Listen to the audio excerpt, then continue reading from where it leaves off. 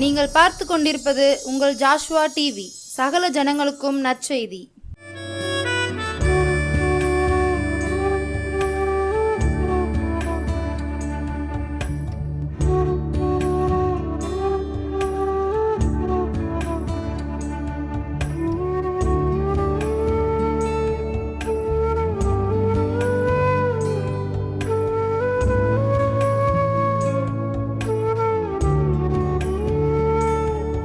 அல்லேலூயா. தேவனாகிய கர்த்தரின் திருநாமம் மையப்படட்டும். நம்முடைய அருமை மீட்பர் இரட்சகர் இயேசு கிறிஸ்துவின் இனிதான நாமத்தில் உங்களுக்கு என் அன்பான வாழ்த்துக்கள். இந்த நாளிலும் ஜோசுவா டிவி ஊழியங்கள் வழியாக உங்களுடைய இருதயங்களில் வேத வசனங்களை, கர்த்தருடைய வார்த்தையை விதைப்பதில் மிகவும் மகிழ்ச்சி அடைகிறேன். ஆண்டவர் உங்களை ஆசீர்வதிப்பார். இந்த நாளிலும் நல்ல செய்தியாக கர்த்தருடைய புத்தகத்தில் ரோமர் அதிகாரம் 16 வசனம் 20, அப்போஸ்தலன் பவுல் எழுதிய ரோமர் நிருபம் அதிகாரம் 16 வசனம் 20. சமாதானத்தின் தேவன் சீக்கிரமாய் சாத்தானை உங்கள் கால்களின் கீழே நசுக்கி போடுவார். சமாதானத்தின் தேவன் சீக்கிரமாய் சாத்தானை உங்கள் கால்களின் கீழே நசுக்கி போடுவார். அல்லேலூயா. அன்பானவர்களே, இந்த வார்த்தையை நம்ம பார்க்குறோம். நம்முடைய தேவன் சமாதானத்தின் தேவன்றதை முதல்ல பவுல் எழுதியிருக்கிறார். ஏன்னா நம்முடைய தேவன் கலகத்துக்கு தேவன் கிடையாது. அவர் சமாதானத்தின் தேவன். அவர் சமாதான பிரபு. அல்லேலூயா. ஆமென். அன்பானவர்களே, நம்முடைய தேவன் ஒவ்வொரு குடும்பங்கள்லையும் சமாதானம் இருக்கணும், சந்தோஷம் இருக்கணும் அப்படின்றது தான் நம்முடைய தேவனாகிய கர்த்தரின் விருப்பம். ஏன்னா அவருடைய நாமம் சமாதான பிரபு எனப்படும். ஆமென். அல்லேலூயா. எல்லா குடும்பங்களையும் சமாதானம் உண்டாகணும் அப்படின்றது ஆண்டவர் இயேசு கிறிஸ்துவினுடைய விருப்பம். அதனால தான் சீசர்களை ஊழியத்துக்கு அனுப்பும்போது ஆண்டவர் சொல்லி அனுப்புகிறாரு, எந்த வீட்டுக்குள் பிரவேசித்தாலும் அந்த வீட்டுக்கு சமாதானம் உண்டாவதாக என்று முதலாவது நீங்கள் சொல்லுங்கள். எந்த வீட்டுக்குள்ளே நீங்கள் போனாலும் அந்த வீட்டுக்குள்ளே போய் நின்னதும் முதல்ல சொல்ல வேண்டிய வார்த்தை, இந்த வீட்டுக்கு சமாதானம் உண்டாவதாக அப்படின்னு நீங்கள் சொல்லுங்கள் அப்படின்னு சொல்லி ஊழியத்துக்கு சொல்லி அனுப்பினார். அன்பானவர்களே, நம்முடைய தேவன் சமாதானத்தின் தேவனாக இருக்கிறார். நம்முடைய குடும்பங்களில், நம்முடைய இருதயங்களில் சமாதானத்தை தருகிற கர்த்தர் அவர். நம்முடைய தேவனாகிய கர்த்தர் சமாதானத்தின் தேவன். ஆமென். அல்லேலூயா. ஆனால் இந்த சமாதானத்தை கெடுக்கும்படியாக ஒரு எதிராளி உண்டு நமக்கு. அதுதான் பிசாசானவன். இவ்வுலக ஆவி பிசாசானவன். பிசாசானவனுடைய வேலை கர்த்தர் தருகிறதான சமாதானத்தை கெடுப்பது தான் இந்த எதிராளியின் வேலை. இந்த எதிராளியை பற்றி 1 பேதுரு 5ஆம் அதிகாரம் 8வது வசனத்தில் பேதுரு தெளிவாக எழுதியிருக்கிறார் இல்லையா? உங்கள் எதிராளியானைய பிசாசானவன் கெர்ச்சிக்கிற சிங்கம் போல் எவனை விழுங்கலாமோ என்று வகை தேடி சுற்றி திரிகிறான். உங்கள் எதிராளியாகிய பிசாசானவன். அவன் சமாதானத்தை தருகிற நல்ல தேவன் ஒருவர் இருக்கிறார். அந்த சமாதானத்தை கெடுக்கிற எதிராளியாகிய பிசாசானவன் ஒருவன் இருக்கிறான். அன்பானவர்களே, ஆண்டவர் தர சமாதானத்தை குலைக்கும்படியாக வகை தேடி சுற்றி திரிகிற இந்த பிசாசானவனை நீங்கள் என்ன செய்யணுமா? காலின் கீழே நீங்கள் நசுக்கி போடணுமா? அல்லேலூயா. ஆமென். அந்த அதிகாரம் ஆண்டவர் இயேசு கிறிஸ்து நமக்கு கொடுத்திருக்கிறார். அவர் உன் தலையை நசுக்குவார்னு ஆதியாமத்தில் சொன்ன வார்த்தையின்படியே கர்த்தர் சர்ப்பத்தின் தலையை, அந்த பிசாசின் தலையை தேவன் நசுக்கினார். அந்த அதிகாரம் இன்னைக்கு நமக்கும் ஆண்டவர் கொடுத்திருக்கிறார். அதனால தான் பவுல் சொன்னார், சமாதானத்தின் தேவன் சாத்தானை உங்கள் கால்களின் கீழே நசுக்கி போடுவார். ஆமென். அல்லேலூயா. சமாதானத்தின் தேவன் சாத்தானை உங்கள் கால்களின் கீழே நசுக்கி போடுவார். அன்பானவர்களே, பாருங்கள், நம்முடைய பாதத்துக்கு கீழே தான் அந்த பிசாசு இருக்கிறான். இவ்வுலக பிசாசு, இவ்வுலக ஆவி நமக்கு இணையாக, நமக்கு சமமான இடத்துல இல்லை. அவன் எங்கே இருக்கிறான்? நம்முடைய காலுக்கு கீழே இருக்கிறான்னு பவுல் எழுதுகிறார். ஆமாம், ஏன்னா இந்த பிசாசானவனுடைய செயல்களை அழிக்கிறதுக்கு பாருங்கள் நம்முடைய கரங்கள் தேவை இல்லையா?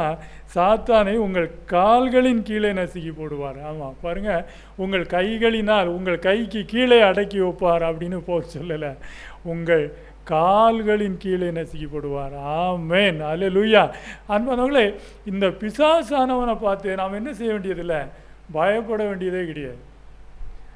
இவ்வுலக ஆவியை குறித்து, இந்த பிசாசின் ஆவிகளை குறித்து நாம் என்ன செய்ய வேண்டியதில்லை, பயப்பட வேண்டியது கிடையாது. ஏன்னா கர்த்தர் நமக்கு தந்த அதிகாரம் அது. இந்த பிசாசின் தலையை நாம் ஆண்டவர் நசுக்கி போட்டார். இவனுடைய அதிகாரத்தை நம்முடைய பாதத்தின் கீழே ஆண்டவர் நசுக்கி போடுறான்னு போல் சொன்னார். அன்பானவர்களே, இந்த எதிராளியான பிசாசின் செயலை நம்ம என்ன செய்கிறோம், காலின் கீழே நசுக்கி போடுறோம். ஏன்னா இவன் சமாதானத்தை கெடுக்கக்கூடியவன்.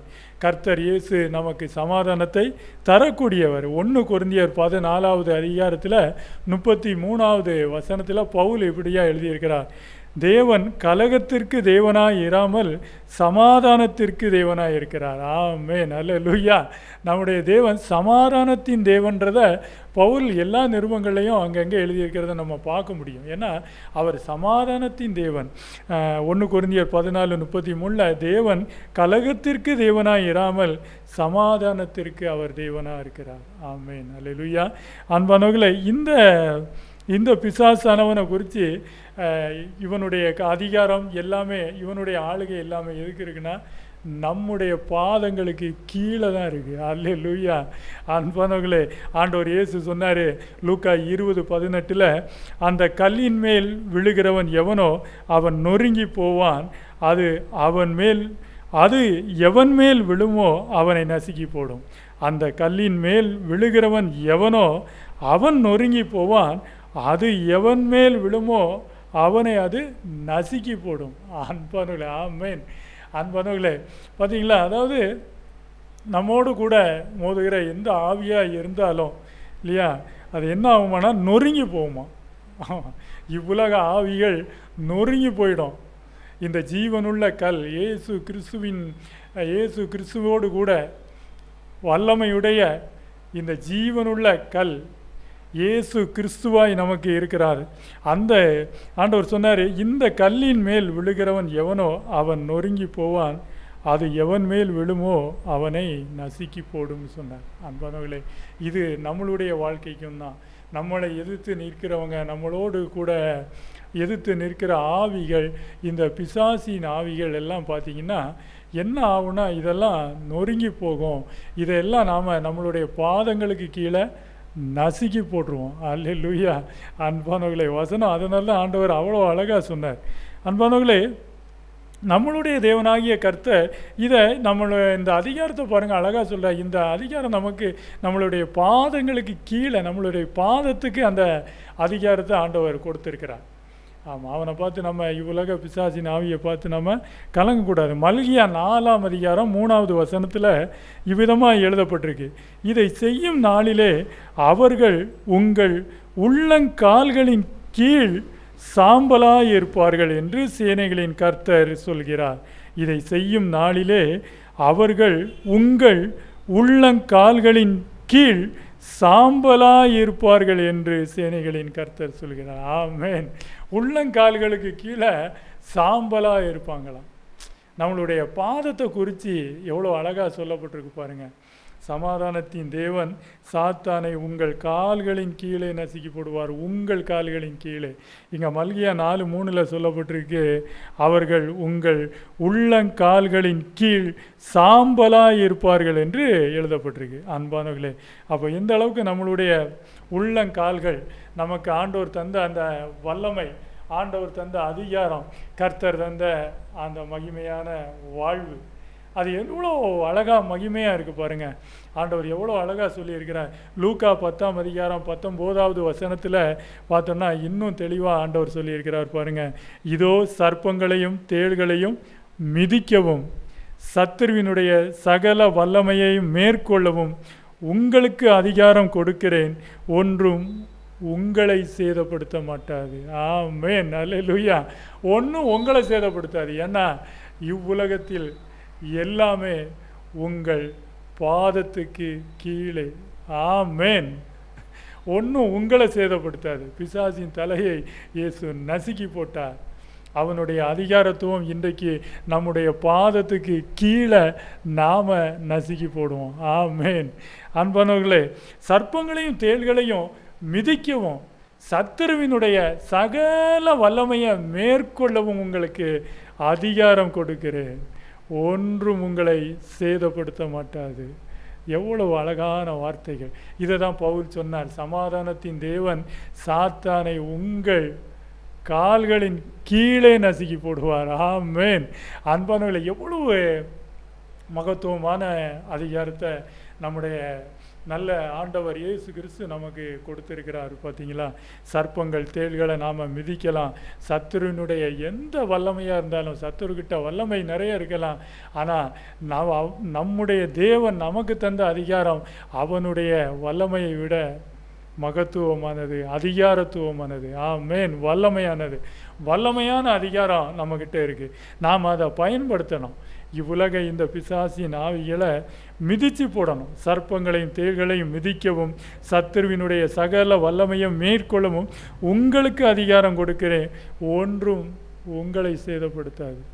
எவ்வளோ அழகாக ஆண்டவர் நமக்காக சொல்லியிருக்கிறார். பற்றிலாம் அந்த அதிகாரத்துவத்தை நாம் பயன்படுத்தணும். ஆமென். அல்லேலூயா. அந்த அதிகாரத்துவத்தை நாம் பயன்படுத்தும் போது தான் பிசாசினுடைய கிரியைகளை நாம் அழிக்க முடியும். ஆமென். ஆண்டவரை பற்றி யோவான் 1 யோவான் 3ஆம் அதிகாரம் 8வது வசனத்தில் இவ்விதமாக எழுதியிருக்கிறார் பாருங்க. பிசாசினுடைய கிரியைகளை அழிக்கும்படிக்கே தேவனுடைய குமாரன் வெளிப்பட்டார்.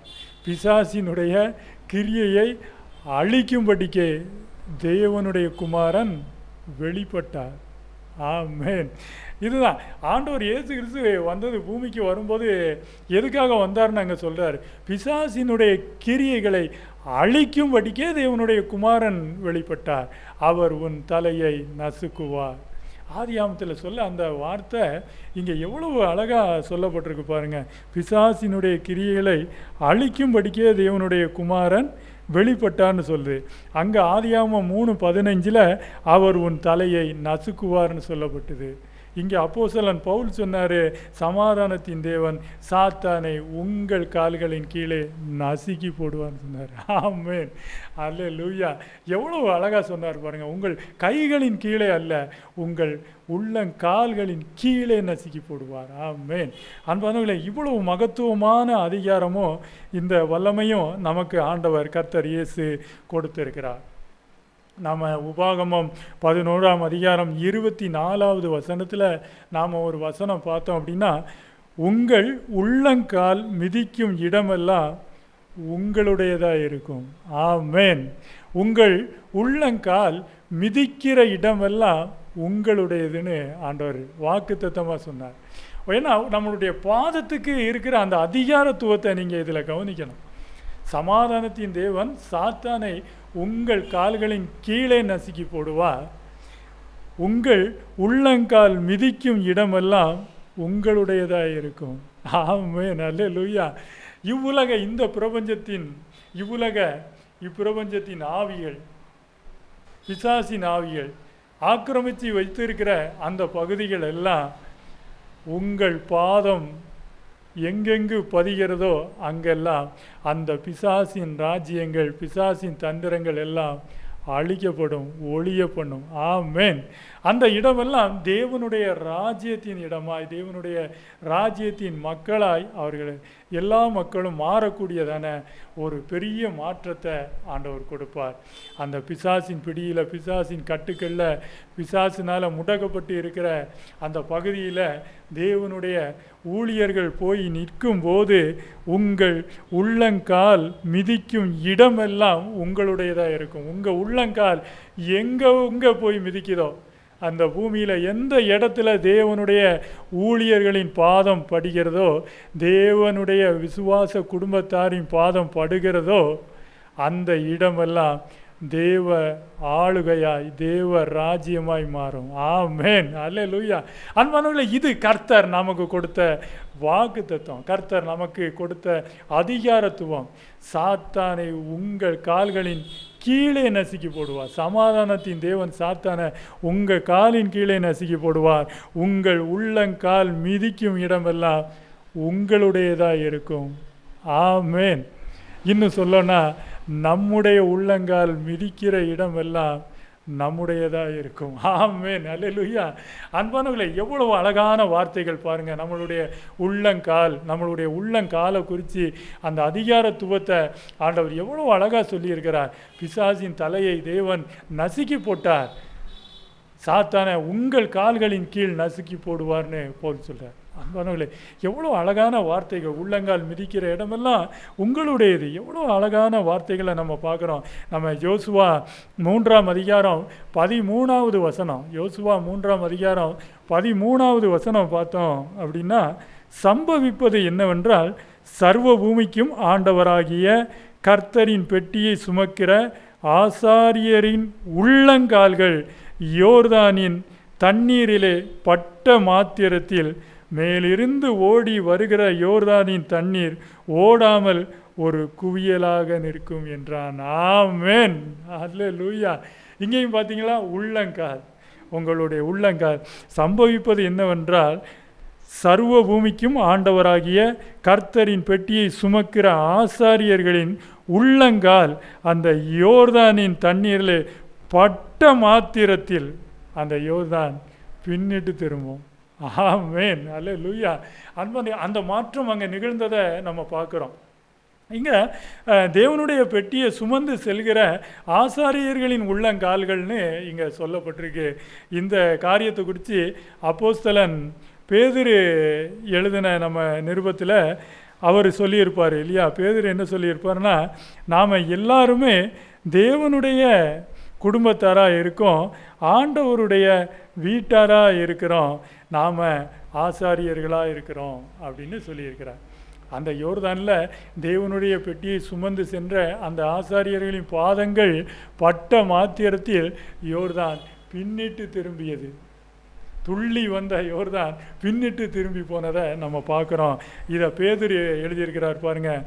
1 பேதுரு 2ஆம் அதிகாரம் 9வது வசனம், நீங்களோ உங்களை அந்தகாரத்தினின்று தம்முடைய ஆச்சரியமான ஒளியின் இடத்திற்கு வரவழைத்தவருடைய புண்ணியங்களை அறிவிக்கும்படியாக தெரிந்து கொள்ளப்பட்ட சந்ததியாயும் ராஜரீகமான ஆசாரிய கூட்டமாயும் பரிசுத்த ஜாதியாயும் அவருக்கு சொந்த ஜனமாயும் இருக்கிறீர்கள்.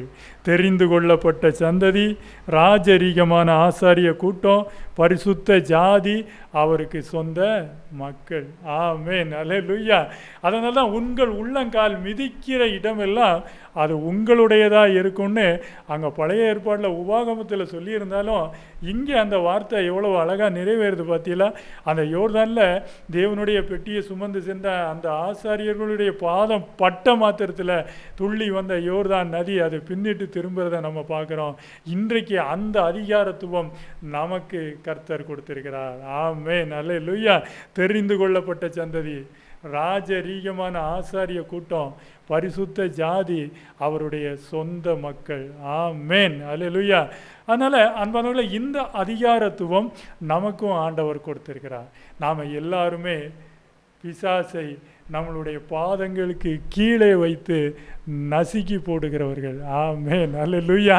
அப்போஸ்தலன் பவுல் சொன்ன மாதிரி சமாதானத்தின் தேவன் சாத்தானை உங்கள் கால்களின் கீழே நசுக்கி போடுவார். ஆமென். அதனால் அன்பானவர்களே, இதை யோவான் சொன்னார், உலகத்தில் இருக்கிறவனிலும் உங்களில் இருக்கிறவர் பெரியவர்னு சொன்னார். அதனால் இந்த அதிகாரத்துவத்தை நாம் பயன்படுத்தி வாழணும்.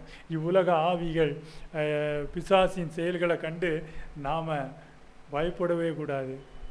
இதில் இன்னொரு நிறைவாக உங்களுக்கு ஒரு வசனம் சொல்கிறேன். யாக்கோபு 4ஆம் அதிகாரம் 7வது வசனம் கவனிங்க. யாக்கோபு 4ஆம் அதிகாரம் வசனம் 7, ஆகையால் தேவனுக்கு கீழ்ப்படிந்திருங்கள், பிசாசுக்கு எதிர்த்து நில்லுங்கள், அப்பொழுது அவன் உங்களை விட்டு ஓடி போவான். தேவனுக்கு கீழ்ப்படிஞ்சிருங்க, பிசாசுக்கு எதிர்த்து நில்லுங்க. அதில் 2 காரியம் இருக்குது பார்த்தீங்களா? நம்ம பிசாசை எதிர்த்து நிற்கிறதுக்கு முன்னால் நீங்கள் ஒரு காரியம் செய்யணும். என்ன தெரியுமா? தேவனுக்கு கீழ்ப்படியணும். நீங்கள் தேவனுக்கு கீழ்ப்படிஞ்சு வாழ்ந்தாதான் நீங்கள் பிசாசை எதிர்த்து நிற்க முடியும். தேவனுக்கு கீழ்ப்படியாமல் நீங்கள் பிசாசை எதிர்த்து நின்னீங்கன்னா அந்த பிசாசை உங்களால் மேற்கொள்ள முடியாது. தேவனுக்கு கீழ்ப்படிங்க. நீங்கள் தேவனுக்கு கீழ்ப்படிஞ்சாதான் பிசாசு உங்களுக்கு கீழ்ப்படிவான். பிசாசை நீங்கள் துரத்த முடியும். அதை தான் யாக்கோபு தெளிவாக சொன்னார்.